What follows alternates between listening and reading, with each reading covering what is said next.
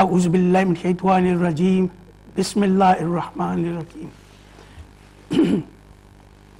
ناظرین محترم السلام علیکم ورحمۃ اللہ وبرکاتہ. برٹش اسلامک لا پروگرام میں خوش آمدید اینڈ اے ویری ویلکم. میں ہوں قیوم داد، آپ کا اپنا آج کا اس پروگرام کا ہوسٹ. ناظرین میں محترم، مجھے انتہائی خوشی ہوتی ہے جب یہ میں پروگرام کرتا ہوں، اور یہ ہے کہ جو ہمارے ساتھ جو ہمارے معزز مہمان ہوتے ہیں ان کو دیکھ کر، ان سے بات کر کر مجھے بڑی ایک ایجوکیشنل انفارمیشن ملتی ہے. صرف مجھے نہیں، آپ کو بھی بہت ملتی ہے. ناظرین محترم، یہ جو ہمارا پروگرام برٹش اسلامک لا ہے، یہ جو پروگرام ہے یہ ایک انفارمیشن شیئرنگ پروگرام ہے، اور یہ ایجوکیشنل پروگرام ہے. اور اس پروگرام کا جو ایجنڈا ہے وہ صرف قرآن اور حدیث پہ بات ہوتی ہے، جو ہمارے شریعت کے قانون ہیں، جو ہماری ہر روز کی جو ہماری جو زندگی ہے، ہمارا جینا مرنا، پیدائش، ولز، میرجز، اور جو ہماری ریالٹی میں ہماری روزانہ زندگی میں حادثے اور مختلف قسم کی کمپلیکیشنز پیدا ہو جاتی ہیں، ان کے جوابات یہاں سے ملتے ہیں. اگر ناظرین محترم، اگر آپ ہمارے ساتھ فون کر کر ہمارے ساتھ رابطہ قائم کریں، ہمارا کانٹیکٹ نمبر ہے 01254277370. یہ ہمارا کانٹیکٹ نمبر ہے. ہمارا ابھی لائیو پروگرام چل رہا ہے یہاں امہ چینل اسٹوڈیوز میں. امہ چینل آپ کو ایک پلیٹ فارم دے رہا ہے، اور بڑے کیا کہتے ہیں کہ ایزی ہو کر ہمارے ساتھ آپ بات کر سکتے ہیں.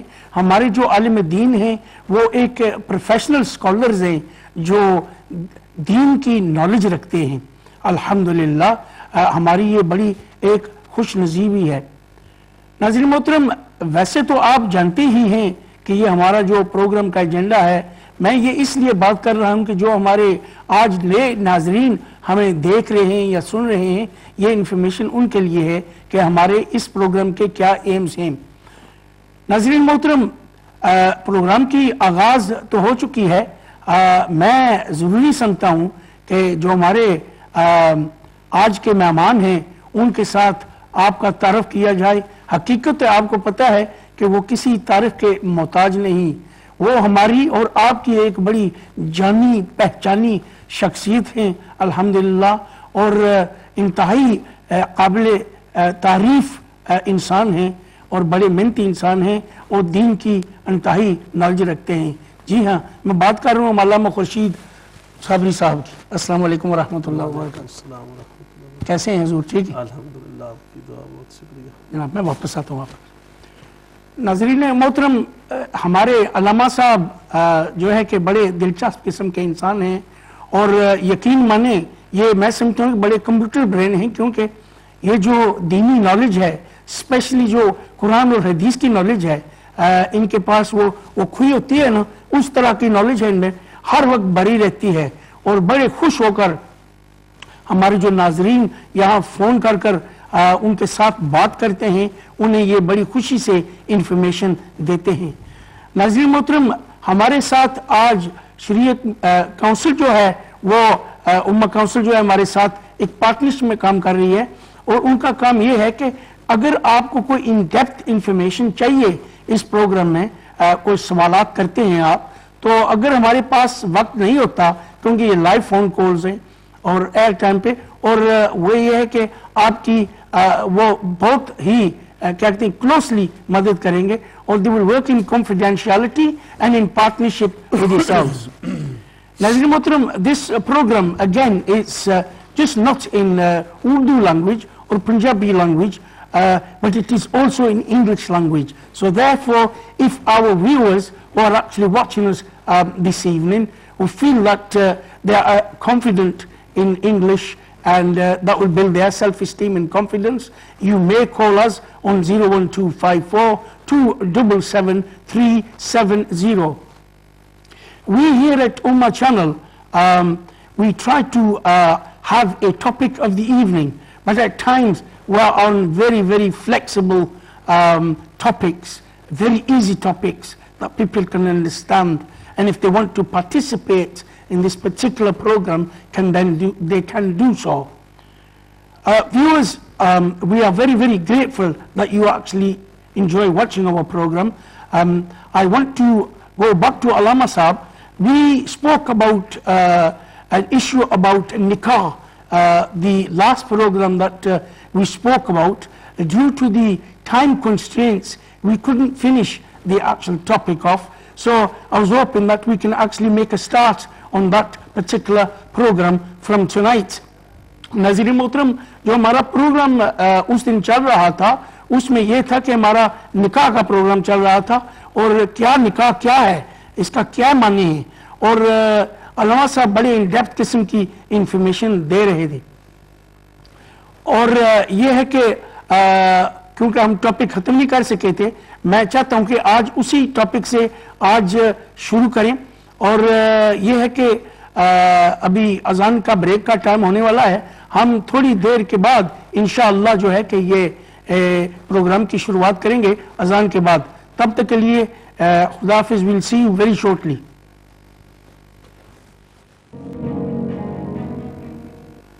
बिस्मिल्लाहिर्रहमानिर्रहीम। नाज़रीन मोहतरम, welcome back to British Islamic law programme. नाज़रीन मोहतरम, हमारा जो उस दिन का प्रोग्राम का टॉपिक चल रहा था निकाह के मतलब, मैं चाहता हूं कि वहां से ही शुरू करें। अल्लामा साहब बड़े बारीकी से और बड़े डेप्थ के हिसाब से वो जो है कि इंफॉर्मेशन दे रहे थे, तो मैं वापस उनके पास जाऊंगा और कहूंगा कि वो इस सब्जेक्ट पे थोड़ी सी रोशनी डालें, निकाह क्या है और उसके क्या मायने हैं। जी अल्लामा साहब। आउज़ुबिल्लाहि मिनश्शैतानिर्रजीम, बिस्मिल्लाहिर्रहमानिर्रहीम, अल्हम्दुलिल्लाहि रब्बिल आलमीन वल आक़िबतु लिल मुत्तक़ीन वस्सलातु वस्सलामु अला नबिय्यिना व अला आलिहि व अस्हाबिहि व औलादिहि व बनातिहि व अज़वाजिहि व जमीइ मिल्लतिहि अजमाइन। मुकर्रम जनाब क़य्यूम दाद साहब, आपका बहुत शुक्रिया कि आपके साथ प्रोग्राम में हम हाज़िर हैं। और हमने पिछले प्रोग्राम के अंदर निकाह के हवाले से ज़िक्र किया था कि निकाह एक कंट्रैक्ट है, एक मुआहदा है दो फरीक के दरमियान, बैन अल फरीक़ैन, दो पार्टियों के दरमियान एक मुआहदा होता है, और उस मुआहदा की बुनियाद पर उनके एक दूसरे पर हुकूक लाजिम और लागू होते हैं, और एक दूसरे पर फ़राइज़ लागू होते हैं, और उस मुआहदा को शरीयत मुताहरा ने एक दीनी मुआहदा करार दिया है। वो जो मुआहदा निकाह की शक्ल में होता है, इस्लाम उसको एक दीनी अमल करार देता है। इस्लाम ने उसको मुआशरती खालिसतन अमल करार नहीं दिया, बल्कि उसके करने को, ना करने को और उसके करने के तरीके को बड़ी तफसील के साथ बयान किया है। और निकाह के ज़रिए दोनों को चंद शराइत के साथ, चंद हुकूक के साथ, फ़राइज़ के साथ एक रिश्ते में बांध दिया है, और उस रिश्ते में बांधने के बाद उनका एक फैमिली का इदारा कायम कर दिया है, ताकि उस इदारे के अंदर रहकर वो अपनी ज़िंदगी को जारी और सारी रख सकें। और वो ज़िंदगी उनकी जितनी अच्छी, मजबूत, बाएतिमाद होती है, उतना ही साफ ज़ाहिर है उनके दीगर जो मामलात हयात हैं उनके अंदर बेहतरी रहती है, और उसमें उनको आगे बढ़ने में आसानी रहती है। जिन लोगों का ये तसव्वुर है, हमने इस पर बात की थी कि निकाह क्यों ज़रूरी है, अगर निकाह ना भी किया जाए तो इसमें क्या हरज है। और वो ये कहते हैं कि इसमें आज़ादाना बात होनी चाहिए। अगरचे ये कोई बहुत ज़्यादा लोगों की राय नहीं है, बहुत कम लोगों की राय है, क्योंकि अक्सरियत को तो इसके नताइज का पता है, और वो जानते हैं कि इसके नताइज कितने ख़तरनाक और कितने भयानक हो सकते हैं।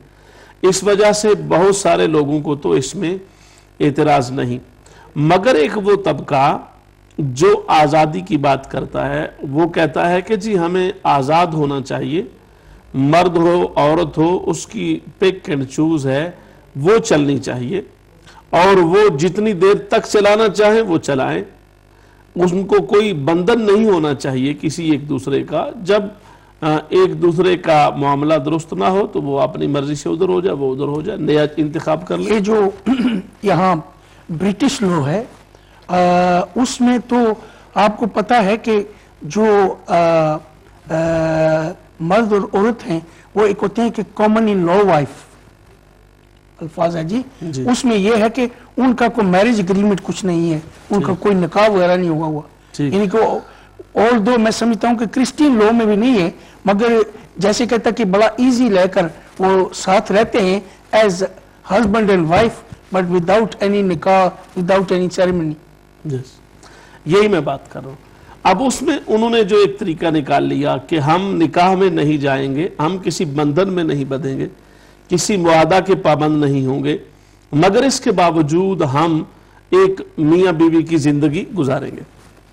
اس میں سب سے بڑا پرابلم یہ ہوتا ہے کہ جب بندے پر بہت سارے معاملات میں اس کا کوئی پیریڈ بھی تعین نہیں ہے کہ اتنے وقت تک کے لیے وہ آزادانہ سلسلہ قائم رکھیں گے اور اس وقت کے بعد اس کا تعین کریں گے، یہ بھی نہیں کرتے. اتنی دیر تک چلنے کے بعد دیکھیں یہ تو ایک فطری اور نیچرل سی بات ہے. کوئی انسان ایسا نہیں جس میں خامیاں، کمزوریاں اور نقائص نہ ہوں. انسان وہ انسان تو نہیں ہو سکتا جنید. جی جی بطور خاص وہ انسان جن پر ہم عام طور پہ انسان کا اطلاق کرتے ہیں، اور انسانوں میں سے پھر ممتاز ہستیاں ہیں اولیاء، صحابہ، اہل بیت اطہار اور انبیاء گرامی قدر، پھر مزید وہ اس سے بھی اوپر کا درجہ ہو گیا.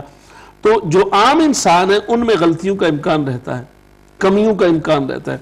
اگر آپ کا کنٹریکٹ نہیں ہے اور اس کنٹریکٹ کے اندر آپ منسلک نہیں ہیں تو آپ کی وفاداری باؤنڈ نہیں ہے، وہ ویری ویک ہے نا. ویک ہے. ایک دوسرے کی تھوڑی سی خامی بھی نظر آئی تو آپشن چونکہ کھلا ہے، فری ایجنٹ، کوئی اس میں کسی طرح کی قدغن نہیں ہے، اخلاقی بندھن نہیں ہے، کمٹمنٹ نہیں ہے، کمٹمنٹ نہیں ہے، تو اس کے اندر زندگیاں زیادہ اجیرن ہوتی ہیں، غیر ذمہ داریوں کا احساس بڑھتا ہے، اور بندے کو زیادہ سے زیادہ ذمہ دار ہونے کے لیے اس میں کوئی ترغیب نہیں ملتی، اس سے کوئی ٹھوس اور سالڈ معاشرہ تشکیل نہیں پاتا. بہت کم ایسا ہوتا ہوگا کہ جہاں لوگ الٹیمیٹلی کسی ریزلٹ پر پہنچ جاتے ہوں گے، مگر جہاں تک اب آپ صاحب ذرا برٹش لا سے اور یہاں کے کلچر سے زیادہ تھوڑا واقف ہیں یا دیگر کمیونٹیز سے آپ کا رابطہ رہا، آپ اس کو بہتر طریقے سے سمجھتے ہیں. لیکن جہاں تک میری معلومات ہیں 1 2 3 4 کی ٹرائی کے بعد وہ بالآخر کہیں کسی ریزلٹ پر پہنچتے ہیں، اور یہ بات بالکل نامناسب بات ہے. اسلام کے نزدیک نکاح کی وجہ سے جو ایک دوسرے پر حقوق کا تعین ہوا ہے، ایک دوسرے پر ذمہ داری آئی ہے، ان دونوں کی ذمہ داری ایک دوسرے پر آئی. اچھا، اب جب ذمہ داری ان دونوں کی آئی، ان میں نکاح کے ذریعے ایک احساس پیدا کیا گیا ہے کہ وہ دونوں ایک دوسرے پر ہیں، ایک دوسرے کے لیے ہیں. یہ جو ایک دوسرے کے لیے ہونا ہے یہ بہت بڑی بات ہے. یعنی آپ کسی چیز کی حفاظت تبھی کرتے ہیں جب آپ کو پتا ہوتا ہے یہ چیز میری ہے. فائدہ نقصان ہوتا ہے آپ کو، نقصان بھی ہوتا ہے، فائدہ بھی، لیکن اس کے علاوہ بھی آپ کسی چیز کی حفاظت کیوں کریں گے کہ آپ کو پتا ہوگا یہ چیز میری ہے. رسپانسبلٹی ہے. رسپانسبلٹی. نمبر 2، آپ کو اس بات کا احساس ہوتا ہے کہ میری پسند ایک ایسی پسند ہے جو صرف میری پسند ہے. یہ جو چیز میرے پاس ہے اس کی یعنی آپ یوں سمجھیں کہ اس کی خصوصیت یہ ہے کہ یہ صرف میرے پاس ہے. اب اس میں یہ نہیں ہے کہ مرد یہ صرف سوچے، عورت بھی یہی سوچتی ہے، اور عورت کا بھی یہ حق ہے اور یہ رائٹ ہے کہ وہ یہ سوچے کہ میرا جو خاوند مرد ہے وہ صرف میرے لیے ہے، اس کا سب کچھ میرا ہے اور میں سب کچھ اس کا ہوں. یہ جو ایک باہمی معاہدہ ہے، فیکچوئل ہے جی، اس معاہدے کی وجہ سے ان دونوں کا ایک دوسرے کا احساس ہے. لیکن شریعت مطالعہ نے اسی بندھن میں باندھتے ہوئے ان کی ذمہ داریوں کا تعین کیا ہے کہ عورت گھر میں رہ کر اس کے گھر کی محافظ ہوتی ہے، اس کی عزت کی محافظ ہوتی ہے. سبحان اللہ. اب اس کی عزت کی حفاظت کا کیا مطلب ہے؟ وہ بندہ تو باہر ہے، اس کی عزت سے، یہ حدیث پاک ہے، اس کی عزت سے عورت کو کیا مطلب؟ مطلب یہ ہے کہ عورت اور اس گھر کا سارا سلسلہ یہ تمام کا تمام اس مرد کی عزت ہے. اسی طریقہ سے مرد اور عورت کا تمام سلسلہ وہ عورت کی عزت ہے۔ عام طور پہ چونکہ جیسے میں نے پچھلے پروگرام میں بھی یہ بات کی کہ لوگ جو ہیں وہ عصمت کا یا عزت کا معنی عورتوں کی طرف زیادہ منسوب کرتے ہیں، جبکہ شریعت مطہرہ نے مردوں کے ساتھ بھی اتنا ہی یہ معاملہ رکھا ہے، بیلنس رکھا ہے۔ مرد کا بھی عصمت کے ساتھ ہونا، عزت کے تحفظ کے ساتھ ہونا اتنا ہی ضروری ہے جتنا کہ عورت کے لیے ضروری ہے، کیونکہ مرد کو بھی اس کا پابند کیا گیا ہے، یس، مرد کو بھی اس کا پابند بنایا گیا ہے، اور مرد کو بھی اس کے اندر باقاعدہ بندھن میں باندھتے ہوئے نکاح کی شکل میں اس کا مکمل طور پہ ذمہ دار ٹھہرایا گیا ہے، اور اس پر جو ذمہ داریاں عائد کی گئی ہیں ان ذمہ داریوں کو عائد کرتے ہوئے ساتھ باقاعدہ ان کے جو خلاف ورزی کی شکل میں بھیانک نتائج ہو سکتے ہیں ان کا بھی بتایا گیا ہے کہ اگر تم یہ ذمہ داری پوری نہیں کرو گے تو پھر تمہارا یہ حق ختم ہو جائے گا، یہ حق ختم ہو جائے گا، یہ حق ختم ہو جائے گا، اور ان حقوق کو اگر پورا کرتے رہو گے تو پھر یہ تمام حقوق تمہارے قائم رہیں گے اور خوشحال زندگی رہے گی۔ زندگی۔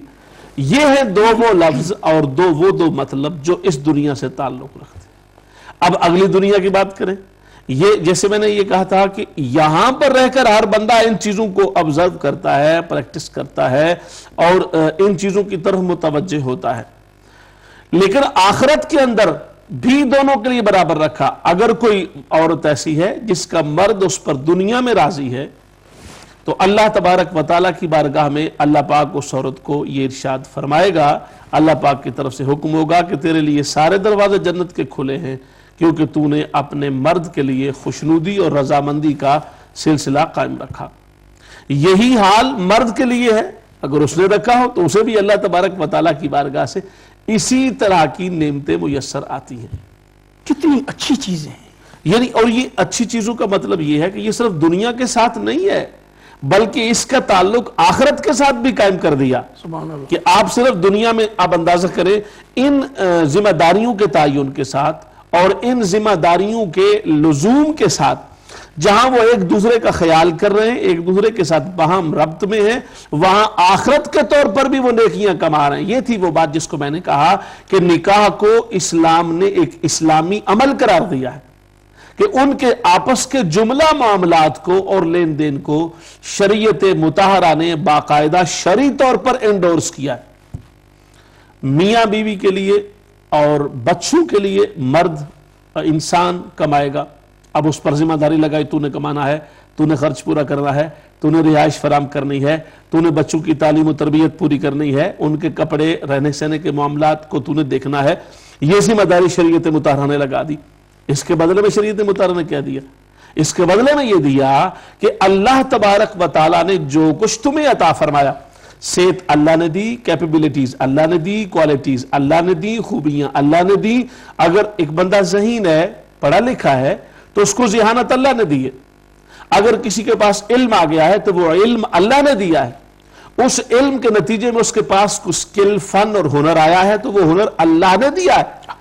اللہ کا دیا ہوا ہنر اور علم اور فن اس نے استعمال کیا، اپنی محنت کی، کمٹمنٹ پیش کی، اس پر پیسہ کمایا، پیسہ کما کر اپنی فیملی پر خرچ کیا، تبھی کامیابی ہوئی اس کی۔ کامیابی ہوئی، اپنے بچوں پر، اپنی بیوی پر خرچ کرے گا تو دنیا میں جن پر وہ خرچ کر رہا ہے ان کو اس بات کا احساس رہے گا کہ ہمارے باپ نے، بیوی کو ہوگا ہمارے خامد نے اتنی محنت کے بعد ہمارے لیے ان تمام سہولتوں کو ہماری گھر کی دہلیز پر لا کر ہماری جھولی میں ڈالا۔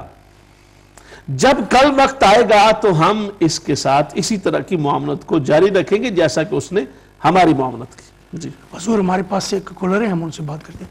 السلام علیکم ورحمۃ اللہ وبرکاتہ، کون اور کہاں سے؟ ہیلو، السلام علیکم۔ جی وعلیکم السلام، جی میری بہن بولیں۔ جی میں بلیک بس سے سمینا بول رہی ہوں۔ جی سمینا جی بولیں۔ جی 6 ایئرز ہو گئے میری شادی ہوئی ہے اور ایک بیٹی ہے میری 4 جی۔ سال کی، اور میرے 2 سال میرے وہ متائی بغیر میں یورپ چلے گئے جی۔ ہیں، اور اس کے بعد تو ہے میرے ساتھ لیکن کوئی خرچہ کچھ بھی نہیں دیتے، اور میری کوشش ہوتی ہے کہ ان کے ساتھ بیٹی کی بھی بات کروں، اپنی بات بھی کروں، کانٹیکٹ رکھوں ان کے ساتھ، لیکن وہ رکھتے ہیں لیکن کوئی خرچہ نہیں، کچھ بھی نہیں، کوئی ذمہ داری نہیں اٹھاتے ہیں، بس سلام دعا کی حد تک ہے. تو کیا کچھ لوگ مجھے کہتے ہیں کیسے ڈیورس ہو جاتی ہے، کیا ڈیورس ہو گئی ہے یا جی مجھے کچھ سمجھ نہیں لگتی. جی آپ کنفیوز ہوئی ہیں. انشاءاللہ علامہ صاحب نے آپ کا جو یہ جو کوشچن ہے آپ سوچ سمجھتے ہیں، انشاءاللہ وہ جواب دیں گے آپ کو. اور کوئی سوال؟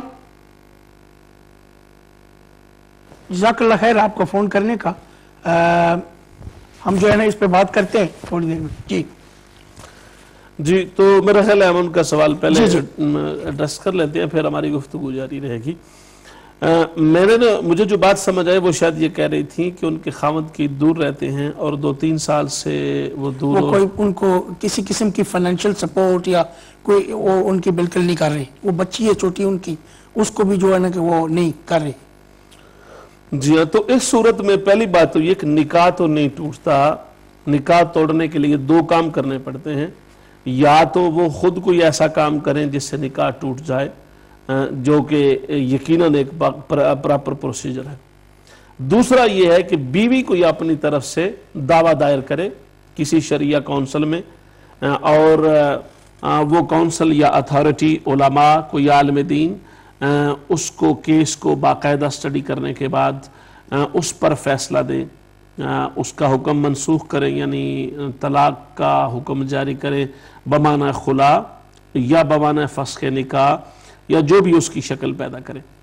تو ایسی صورتحال میں ان دونوں امور کے نہ ہوتے ہوئے نکاح قائم رہتا ہے. صرف دور رہنے سے بھی نکاح خود بخود نہیں ٹوٹتا. ایک یعنی چند سالوں کی مدت یقیناً اس میں ہے. اگر وہ مدت پوری ہو جائے اور اتنے سالوں تک کوئی رابطہ کسی قسم کا نہ ہو تو پھر بھی عالم دین کے پاس یا علماء کے پاس جانا پڑتا ہے، جا کر پروسیجر کرنا پڑتا ہے. جب تک پروسیجر نہ ہو تب تک طلاق نہیں ہوتی. پہلی بات تو یہ ہے. جو بات سمینہ بہن نے پوچھی ہے، آپ کو تو ابھی یعنی وہ طلاق نہیں ہوئی ہے، لیکن وہ جو حقوق پورے نہیں کر رہے آپ کے، تو اللہ تبارک و تعالیٰ کی بارگاہ میں وہ گناہگار ہیں، وہ قابل گرفت ہیں اور ان کی گرفت ہوگی. کیونکہ جو ذمہ داری دین اسلام نے ان پر لگائی اور انہوں نے نکاح کے طور پر قبول کر کے، ایک نکاح کا کنٹریکٹ کر کے آپ سے نکاح کیا اور ان شرائط اسلام کو تسلیم کیا، ان اسلام کی عائد کردہ ذمہ داریوں کو پورا کرنے کا وعدہ کیا اور وہ اب ان کو پورا نہیں کر رہے، تو لہٰذا وہ اس وعدہ کی خلاف ورزی کر رہے ہیں، اس معاہدہ کے خلاف چل رہے ہیں. اس پر اللہ تبارک و تعالیٰ کی بارگاہ سے ان کو پوچھ گچھ ہوگی اور انہیں اس بات کا حساب دینا ہوگا. اب حساب دینے کا کیا مطلب ہے؟ انہوں نے چونکہ ذمہ داریاں پوری نہیں کی، قیامت کے روز ان کی نیکیاں آپ کو ملیں گی، اور اگر ان کے پاس نیکیاں نہیں رہ جائیں گی تو پھر آپ کے گناہ ان کو دے کر آپ کو جنت کے قریب لایا جائے گا اور آخرت میں اس کا اجر آپ کو ملے گا. یہ چونکہ جیسے میں نے کہا، چونکہ شرعی ایکٹ ہے نکاح، اور شریعت مطہرہ میں کوئی بندہ بھی اگر کسی پر زیادتی کرتا ہے تو اس زیادتی کرنے والے کو اگر اس دنیا میں نہ بھی ملے اس کی سزا یا جزا، قیامت کے روز اس کے لیے جزا اور سزا کا سلسلہ مکمل طور پہ موجود ہے اور اس سے وہ کسی صورت میں نہیں بچ سکتا. تو لہٰذا پہلا جو آپ کا سوال جواب کہ آپ کا نکاح نہیں ٹوٹا.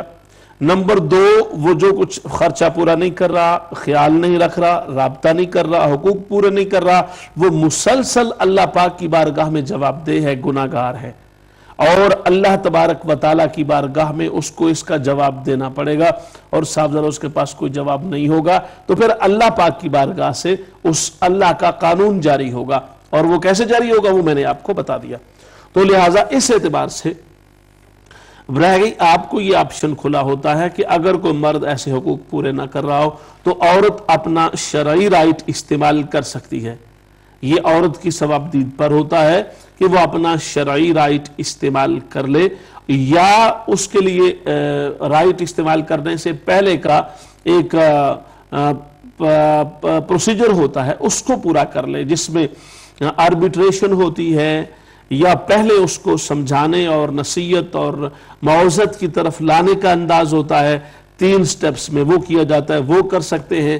اور اگر وہ ان میں سے کوئی بھی پروسیجر عمل نہ کرے، جس کو آپ انفارمل پروسیجر کہہ سکتے ہیں، تو پھر اس کا ایک مکمل باقاعدہ قانونی پروسیجر ہوتا ہے، اور وہ یہ کہ آپ اس کو کسی عالم دین کے پاس یا اپنے زمانے میں مختلف اس کے لیے الفاظ استعمال ہوئے ہیں، شریعہ کونسل بھی ہو سکتی ہے، امیر قاضی سلطان عالم بھی ہو سکتے ہیں، ان کے پاس اپنا کیس لے کے جاتے ہیں اور وہ آپ کو یعنی نکاح کو آزاد کر دیتے ہیں، اور پھر اس کے بعد مرضی ہوتی ہے۔ لیکن یہ کیوں ہوتا ہے؟ یہ بھی تب ہوتا ہے جب دونوں میں سے کوئی بندہ جو شرعی کنٹریکٹ اور معاہدہ تھا اس کی خلاف ورزی کریں، اور خلاف ورزی کرنے کی صورت میں دونوں کو حق ہوتا ہے، فریقین کو، کہ جس کی خلاف ورزی حقوقی ہو رہی ہے وہ دوسرے بندے کے خلاف قانونی چارہ جوئی شرعی قوانین کی روشنی میں کر سکتا ہے، اور عورت بھی کر سکتی ہے۔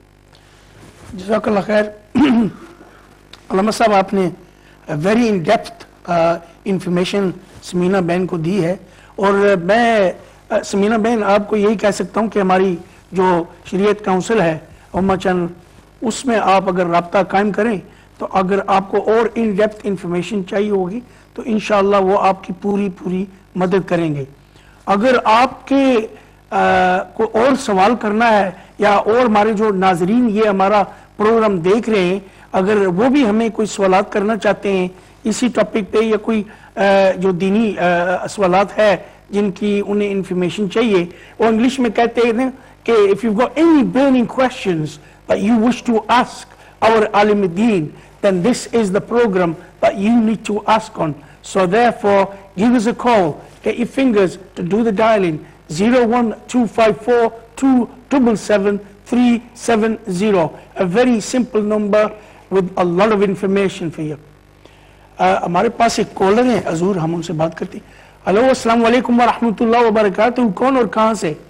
ہیلو، السلام علیکم۔ وعلیکم السلام ورحمۃ اللہ وبرکاتہ۔ جی جی، میں اپنا نام نہیں بتانا چاہتی ہوں، میں برمنگھم سے بات کر رہی ہوں۔ جی میری بہن بات کریں۔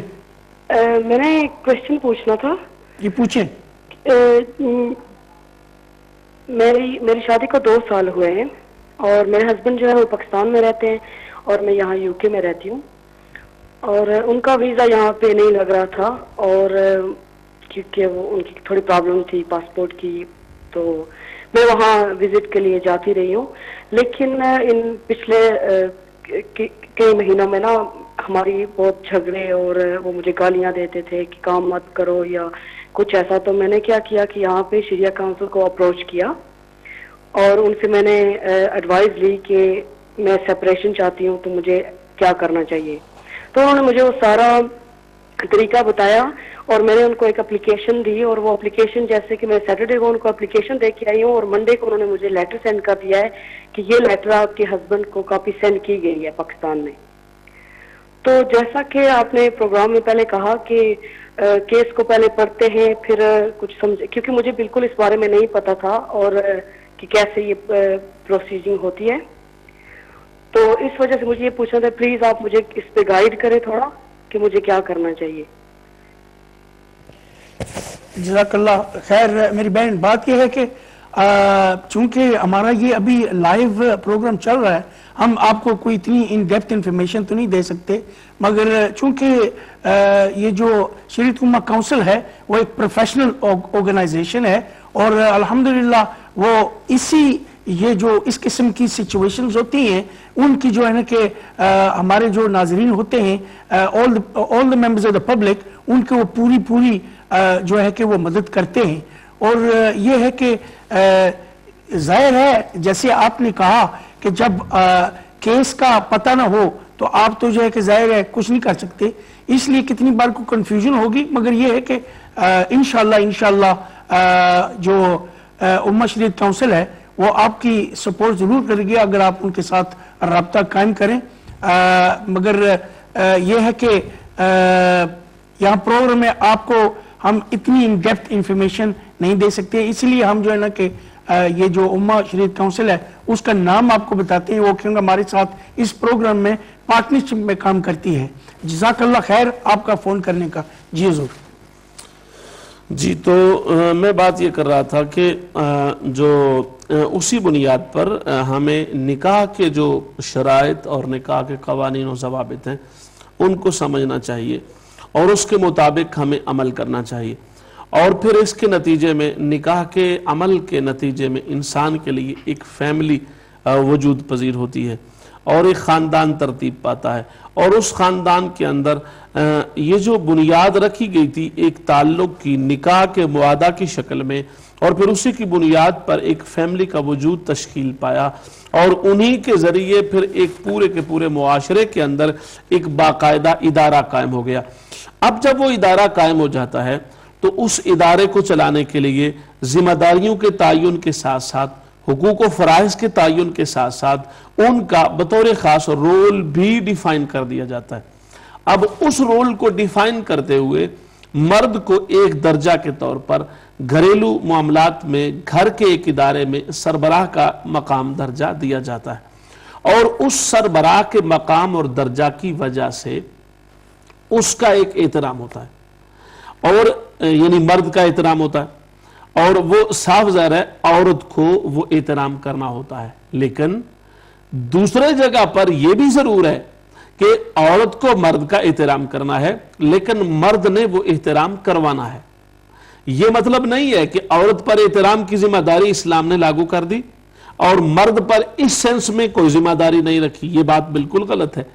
مرد کی یہ ذمہ داری ایون کہ نبی پاک صلی اللہ علیہ وسلم نے متعدد مقامات پر اتنی پیاری مثالوں سے اس تعلق کو واضح کیا، سبحان اللہ، اور فرمایا کہ عورتیں تمہارے ہاں موجود ہیں اور تم خواتین کا خصوصی طور پہ خیال رکھو، ان کو ایک حد تک تو تم مولڈ کر سکتے ہو، کنونس کر سکتے ہو، کسی بات پر قائل کر سکتے ہو، مگر ایک حد سے زیادہ اگر کوشش کرو گے تو وہ ایک ایسی صورت بن جائے گی کہ اس میں لچک تو ضرور ہے مگر ایک حد تک لچک ہے، اس کے بعد وہ ٹوٹ جائے گی چیز۔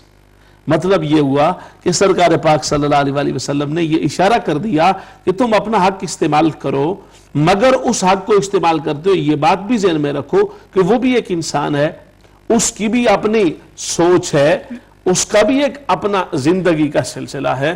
اگر کوئی بندہ صرف اپنی ہی مرضی پر چلتے مسلسل اپنی مرضی چلانا چاہے گا تو یہ شرعی منشا نہیں ہے، بلکہ اللہ کے رسول صلی اللہ علیہ وسلم نے اس پر کیٹیگریکلی ہمیں رولنگ دی، اور رولنگ دیتے ہوئے فرمایا کہ تمہیں ان کے حقوق کا، ان کی خواہشات کا، ان کی تمناؤں کا اور ان کی کیفیات کا خیال رکھنا ہے۔ یہ انگلش میں کہتے ہیں common sense and your limitations. جس بالکل اسی طرح یہ آپ نے بات بالکل صحیح فرمائی، اس کو شریعت مطالعہ نے متعین کر دیا۔ اب جو ایک طبقہ یا بطور خاص مخالفین اسلام یہ اعتراض کرتے ہیں کہ مرد کو ریسپیکٹ کیوں دی جائے، مرد بھی انسان ہے عورت بھی انسان ہے، تو اس اعتبار سے ایک درجہ بھی زیادہ کیوں؟ وہ ایک درجہ جو زیادہ دیا وہ کسی ادارے کے اندر بھی ایک درجہ زیادہ ہوتا ہے، ہیڈ جو ہوتا ہے سربراہ ہوتا ہے، اس کی ذمہ داریاں زیادہ ہوتی ہیں، اور انہی ذمہ داریوں کے زیادہ ہونے کی وجہ سے اس کو ایک درجہ ملتا ہے۔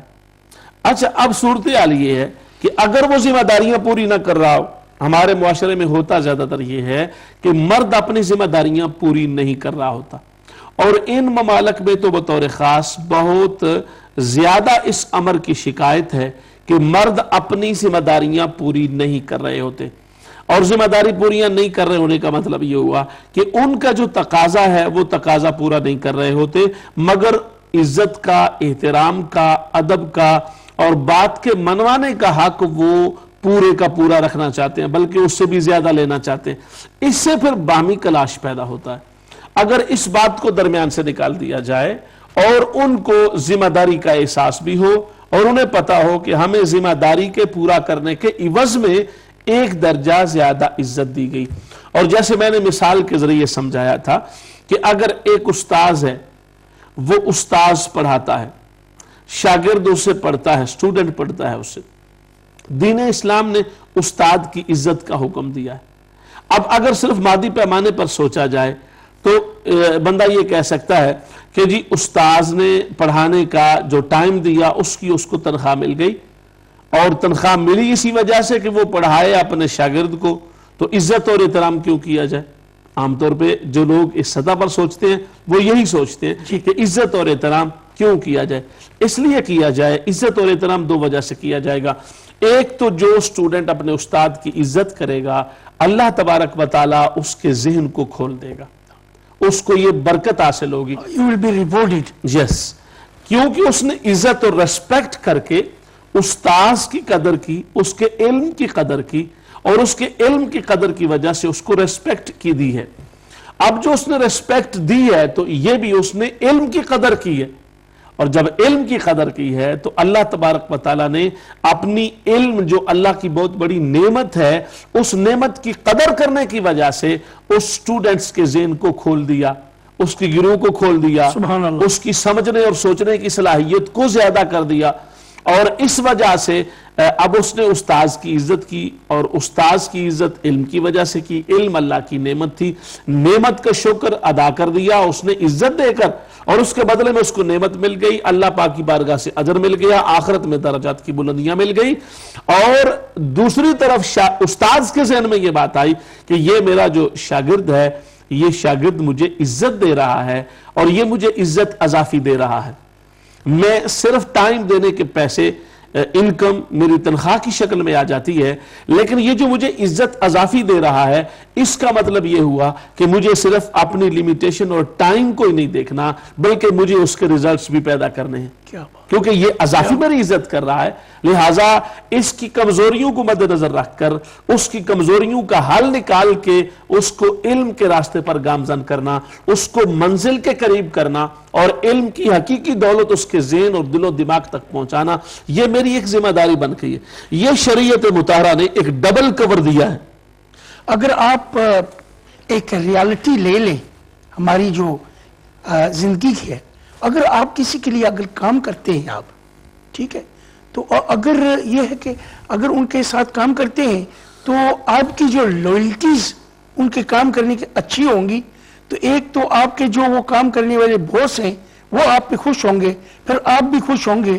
آپ کام کو رسپانسبل کر جو کریں گے تو اوور آل ونر آپ ہی ہوں گے.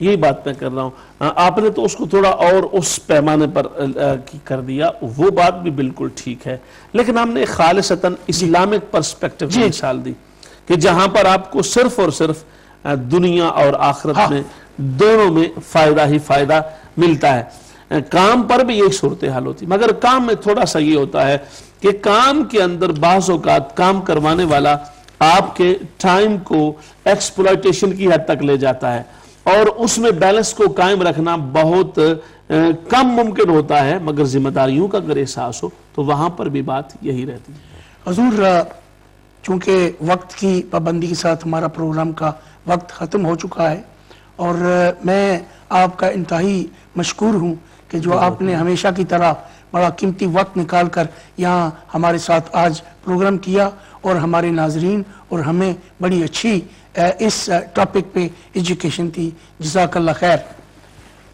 ناظرین محترم, میں آپ کا بھی شکریہ ادا کرتا ہوں, اور یہ ہے کہ میں سمجھتا ہوں کہ آپ نے یہ پروگرام بڑا انجوائے کیا ہوگا, اور آپ کو اچھی انفارمیشن ہوگی. جنہوں نے ہمیں فون کیا اور ان کا بھی بڑا شکر گزار ہوں, تو جو ہمارے سائلنٹ ویورز ہیں ان کا بھی.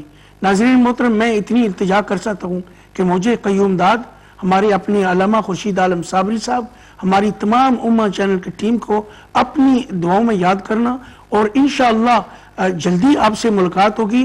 تب تک کے لیے اللہ حافظ.